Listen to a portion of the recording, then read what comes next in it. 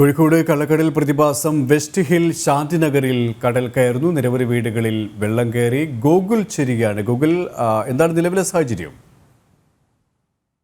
രാത്രി 8:30യോട് കൂടിയിട്ടാണ് കോഴിക്കോട് മേഖലയിലെ ബീച്ച് സൈഡിൽ വീടുകളിൽ വെള്ളം കയറാൻ തുടങ്ങിയത്. ഏതാനും വീടുകളിൽ ഇപ്പോൾ വെള്ളം കയറി തുടങ്ങിയിട്ടുണ്ട്. എന്നാൽ ഇവരെ വീടുകളിൽ നിന്ന് ആളുകൾ മാറുന്നതുമായി ബന്ധപ്പെട്ട നിർദ്ദേശങ്ങളൊന്നും ആരുടെയും ഭാഗത്തുനിന്ന് ഉണ്ടായിട്ടില്ല. എല്ലാവരും അവരുടെ വീടുകളിൽ തന്നെ തുടരുകയാണ്. വലിയ നാശനഷ്ടങ്ങളൊന്നും ഉണ്ടായിട്ടില്ല. വീടുകളിലേക്ക് വെള്ളം കയറിക്കൊണ്ടിരിക്കുന്ന സാഹചര്യത്തിൽ തന്നെയാണ് ഇപ്പോഴും ഉള്ളത്. ആ രീതിയിൽ വീടുകളിലും അവിടെ നിർത്തിയിട്ടിരിക്കുന്ന വള്ളങ്ങളിലും മറ്റും വെള്ളത്തിന്റെ സൈഡുകളിലേക്കും മറ്റും വെള്ളം കയറിയിട്ടുണ്ട് എന്നാണ് ഇപ്പോൾ മനസ്സിലാക്കാൻ വേണ്ടി സാധിക്കുന്നത്. ഉദ്യോഗസ്ഥരൊക്കെ അങ്ങോട്ടേക്ക് എത്തി തുടങ്ങുന്നതേ ഉള്ളൂ.